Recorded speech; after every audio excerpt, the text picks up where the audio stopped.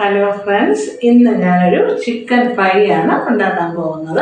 അപ്പോൾ അത് എന്തൊക്കെയാണ് നമുക്ക് വേണ്ടുന്നതെന്ന് നോക്കാം. ആദ്യമായിട്ടൊരു 750 ഗ്രാം ചിക്കനാണ് ഞാൻ എടുത്തിരിക്കുന്നത്. നല്ല കഴുകി വൃത്തിയാക്കി ചെറിയ പീസാണ് ആക്കിയിരിക്കുന്നത്. 750 ഗ്രാം ചിക്കൻ, പിന്നെ 1 സ്പൂൺ മഞ്ഞൾപ്പൊടി, 3 സ്പൂൺ മുളക് പൊടി, 3 സ്പൂൺ മല്ലിപ്പൊടി, 2 സ്പൂൺ കുരുമുളക് പൊടി, പിന്നെ ഗരം മസാല 2 സ്പൂണ്, 2 സ്പൂൺ ഞാൻ ടൊമാറ്റോ സോസ് കൂടി എടുത്തിട്ടുണ്ട്, ആവശ്യത്തിന് ഉപ്പ്, പിന്നെ വെളിച്ചെണ്ണയാണ് ഞാൻ ഉപയോഗിക്കുന്നത്. പിന്നെ ക്രഷ് ചെയ്ത മുളകാണ് ക്രഷ് ചെയ്ത് വെച്ചിരിക്കുന്നത്. പിന്നെ കറിവേപ്പില, സവോള 2 ചെറിയ സവോള എടുത്തിട്ടുണ്ട്. അപ്പോൾ നമുക്ക് ചിക്കനിലേക്ക് ഞാൻ ലേശം 1 സ്പൂൺ വെളിച്ചെണ്ണ ഒഴിച്ചു കൊടുക്കുന്നുണ്ട്. പിന്നെ ആവശ്യത്തിന് ഉപ്പ്, മഞ്ഞൾപ്പൊടി, മുളക് പൊടി, മല്ലിപ്പൊടി, ഗരം മസാല, കുരുമുളക് പൊടി, ഇതെല്ലാം കൂടി നമ്മൾ നല്ലപോലെ മിക്സ് ചെയ്ത് നമുക്ക് ഒരു അരമണിക്കൂർ വയ്ക്കണം, എല്ലാം കൂടെ പിടിച്ച് വരാൻ വേണ്ടിയിട്ട്. നമ്മൾ പാന് അടുപ്പത്ത് വെച്ച് ചൂടായി വന്നിട്ടുണ്ട്. അതിലേക്ക് നമുക്ക് എണ്ണ ഒഴിച്ചു കൊടുക്കാം. ആവശ്യത്തിന് എണ്ണ ഒഴിച്ചു കൊടുത്തിട്ട് ചൂടായി അതിലേക്ക് നമുക്ക് ചിക്കൻ പീസുകൾ ഇട്ട് കൊടുക്കാം.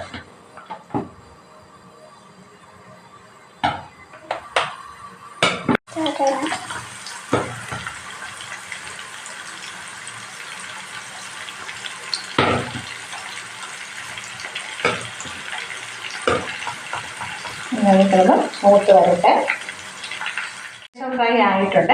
അപ്പം നമുക്ക് കുറച്ച് സവാള അരിഞ്ഞ് വെച്ചത് ഇട്ട് കൊടുക്കാം. പിന്നെ അതിനോടൊപ്പം തന്നെ നമുക്ക് കറിവേപ്പിലയും ക്രഷ് ചെയ്ത മുളകും സോസും കൂടി ഒഴിച്ചു കൊടുക്കാം.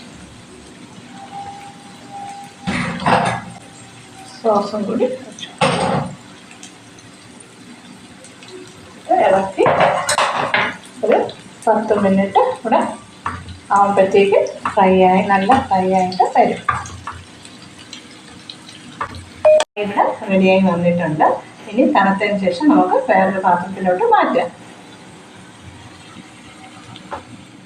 അപ്പോൾ നല്ല ഫ്രൈ ഇവിടെ റെഡി ആയിട്ടുണ്ട്. ഞാൻ ദോശയുടെ കൂടെയാണ് എടുത്തിരിക്കുന്നത്. അപ്പം നിങ്ങൾ ഇതുപോലെ തന്നെ ചെയ്ത് നോക്കണം. നിങ്ങൾ ചെയ്ത് നോക്കിയിട്ട് അഭിപ്രായം പറയണം. ഞാൻ കഴിച്ചിട്ട് പറഞ്ഞാൽ ശരിയാകത്തില്ല. അതുകൊണ്ട് നിങ്ങൾ ഇതേപോലെ തന്നെ ഉണ്ടാക്കി നോക്കണം. പിന്നെ ഫ്രൈ ചെയ്യുമ്പോൾ തന്നെ എണ്ണ കൂടുതലാണ്. നമ്മളിപ്പോൾ ഏകദേശം 3/4 ഭാഗമാകുമ്പോഴാണ് സവോളയൊക്കെ ഇടുന്നത്. അപ്പോൾ എണ്ണ കൂടുതലാണെങ്കിൽ കുറച്ച് മാറ്റിയതിന് ശേഷം വേണം സവോളയും കറിവേപ്പിലയും ക്രഷ് ചെയ്ത മുളകൊക്കെ ഇടാനുള്ളത്. പിന്നെ ഇതിൽ സോസ് ഇട്ടെന്ന് വിചാരിച്ചിട്ട് അതിലൊരു മധുരമോ അങ്ങനെ ഒന്നുമില്ല. ചെറിയൊരു മധുരം, ഒരു പുളി, ഒരു എരിവ്, ഇതെല്ലാം ഇതിലുണ്ടായിരിക്കും. ഇത് നല്ല ടേസ്റ്റാണ്. നിങ്ങൾ ഉണ്ടാക്കി നോക്കിയിട്ട് കമൻറ്റ് ചെയ്യണം, സബ്സ്ക്രൈബ് ചെയ്യണം, ഷെയർ ചെയ്യണം. അടുത്തൊരു എപ്പിസോഡിൽ കാണുന്നത് വരേക്കും ബൈ ബൈ.